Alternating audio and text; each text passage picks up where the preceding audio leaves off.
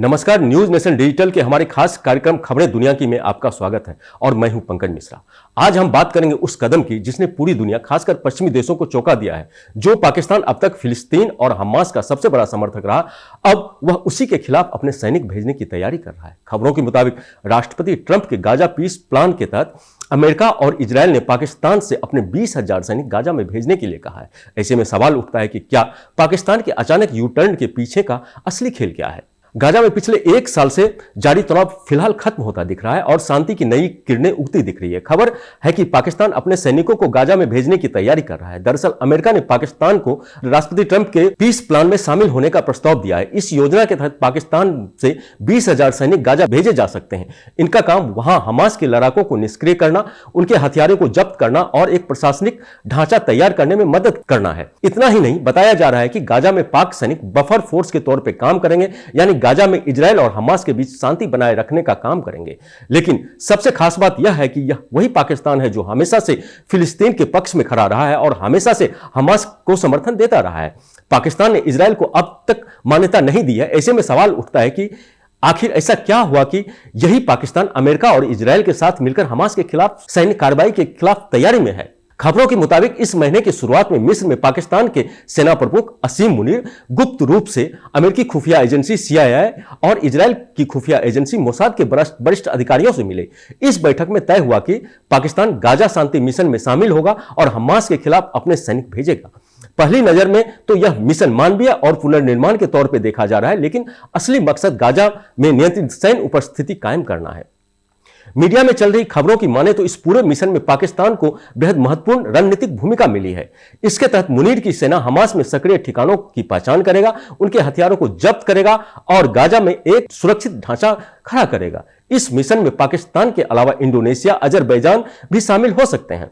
इसे Gaza stabilization force कहा जा रहा है, जिसमें पाकिस्तान की भागीदारी सबसे अहम इसलिए भी बताई जा रही है क्योंकि पाक आर्मी का मुख्य काम गाजा को हथियार मुक्त करना, नागरिक प्रशासन को पुनर्संगठित करना, इजरायल की सुरक्षा चिंताओं को कम करना है। सूत्रों से मिल रही जानकारी के मुताबिक इसके बदले में पाकिस्तान को अमेरिका की तरफ से आर्थिक और राजनयिक दोनों तरह के इनाम मिल सकते हैं। बताया जा रहा है कि अमेरिका और इजरायल इसके बदले पाकिस्तान को एक बड़ा आर्थिक पैकेज दे सकते हैं। इसमें विश्व बैंक के लोन में रियायत, पुनर्भुगतान की शर्तों में ढील और खाड़ी देशों के जरिए फंडिंग भी शामिल है। इतना ही नहीं, इजरायल और अमेरिका पाकिस्तान को वैश्विक मंचों पर कूटनीतिक मदद देने का दावा भी कर रहे हैं। अंतर्राष्ट्रीय मामलों के जानकारों की माने तो यह पाकिस्तान के लिए कंगाली से उबरने का एक सुनहरा मौका साबित हो सकता है। हालांकि यह फैसला पाक PM शहबाज शरीफ और सेना प्रमुख असीम मुनीर के लिए इतना भी आसान नहीं होगा। दरअसल पाकिस्तान की जनता हमेशा से फिलिस्तीन के पक्ष में रही है। दरअसल कुछ हफ्ते पहले ही पाकिस्तान में इजरायल हमास युद्ध को लेकर हिंसक प्रदर्शन हुए थे, जिसमें कई लोग मारे गए थे। ऐसे में गाजा में पाकिस्तानी सैनिकों को भेजने का फैसला अंदरूनी असंतोष को और भड़का सकता है। इस बीच एक दिलचस्प खबर यह है कि पाकिस्तान के नए पासपोर्ट डिजाइन से वह लाइन हटा दी गई है जिसमें लिखा होता था कि यह पासपोर्ट इजरायल के लिए मान्य नहीं है।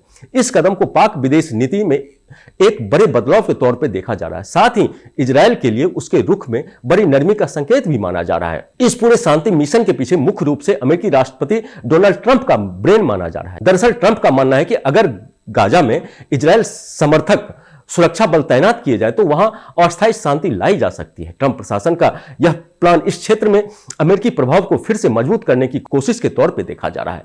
ट्रंप की टीम ने इसे Gaza peace and reconstruction initiative का नाम दिया है।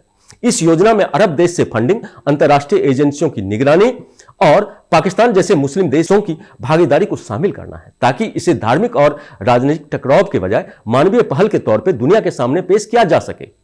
हालांकि इस योजना को लेकर अभी से कई तरह के सवाल भी उठने लगे हैं। पाकिस्तान की अंदरूनी राजनीति के जानकारों की माने तो प्रधानमंत्री शरीफ और सेना प्रमुख असीम मुनीर के लिए गाजा में अपने सैनिक भेजना एक खतरनाक जुआ भी साबित हो सकता है। अगर पाक सैनिकों को गाजा में हमास के खिलाफ मोर्चा लेना पड़ा तो देश के भीतर उन्हें धार्मिक गुट और कट्टरपंथियों के भारी विरोध का सामना करना पड़ सकता है। हालांकि दूसरी तरफ पाकिस्तान को अमेरिका और इजरायल के साथ नजदीकी का आर्थिक और कूटनीतिक फायदा भी मिल सकता है, जैसे खाड़ी देशों में निवेश, पश्चिमी समर्थन और IMF जैसी संस्थाओं से राहत। दरअसल पिछले दिनों ट्रंप ने अपने एक बयान में कहा था कि गाजा में शांति तभी संभव है जब वहां अनुशासित और तटस्थ सैन्य बल मौजूद हो।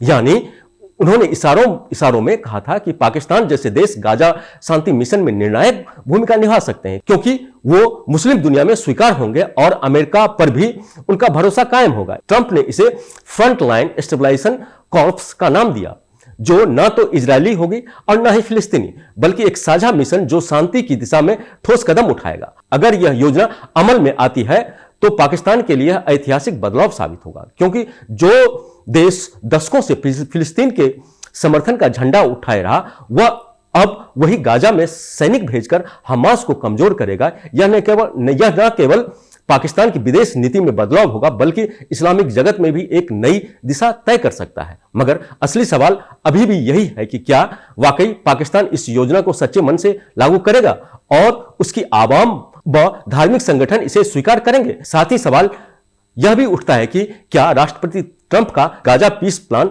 लंबे समय तक टिक पाएगा या फिर यह पहले की ही तरह किसी सियासी तूफान में खो जाएगा। जो भी हो, तस्वीर साफ है कि एक तरफ आर्थिक दबाव और अमेरिकी इजरायली पैकेज का लालच, दूसरी तरफ घरेलू विरोध और धार्मिक भावनाएं। पाकिस्तान के लिए यह फैसला आसान नहीं होगा, क्योंकि अगर ट्रंप का यह पीस प्लान आगे बढ़ता है तो यह न सिर्फ गाजा बल्कि पूरी मिडिल ईस्ट की राजनीति की दिशा को बदल सकता है। ऐसे में देखना होगा कि पाकिस्तान किस राह को चुनता है, पुराना समर्थन या नया गठबंधन। मैं पंकज मिश्रा, आप देखते रहिए न्यूज नेशन डिजिटल। धन्यवाद।